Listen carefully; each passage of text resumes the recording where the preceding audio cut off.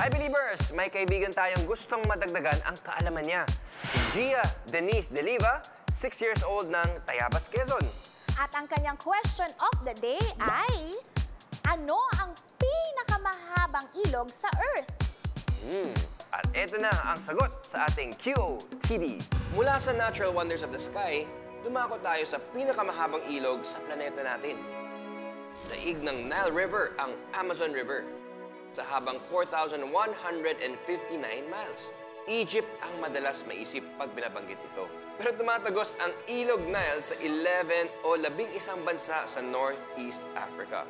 May dalawang mas maliit na ilog na nakikita sa Nile River, ang White Nile at ang Blue Nile. Nagtatagpo sila sa Khartoum, Sudan, at mula doon, tumutuloy ang Nile sa norte at sa Egypt hanggang sa Mediterranean Sea. Nasa 680,000 gallons a second ang binubuhos nitong tubig sa dagat.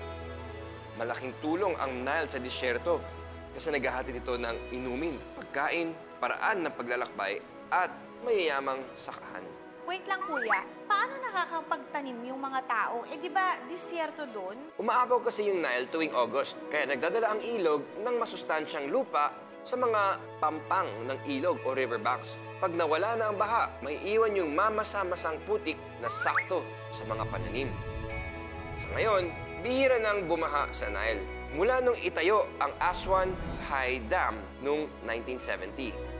Sa 100 million na residente ng Egypt ngayon, 95% sa kanila ang nakatira malapit sa Nile. Ito ang inaasahan nila sa kuryente at pandilig ng mga paninim. Alam nyo ba na hindi lang tao ang may pakinabang sa Nile? Halaman at hayop din. Tama, maraming klase ng anyong lupa ang makikita sa kahabaan ng ilog. Sa ulo ng White Nile, may tropical rainforest ng mga puno ng saging, kape at bamboo.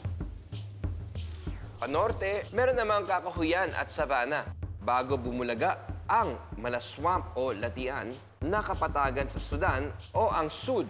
Medyo tuyot na sa bandang Egypt kung saan may konting shrubs at puno sa mga pampang. Puno ng wildlife ang Nile River. May mga isdang Nile perch, hito, elephant, snoutfish at lungfish.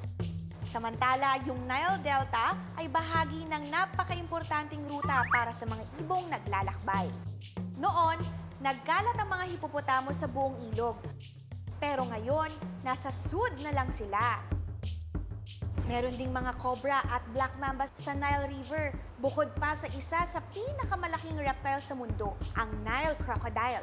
Umaabot sa 20 feet ang haba nito. Ang laki-laki-laki-laki!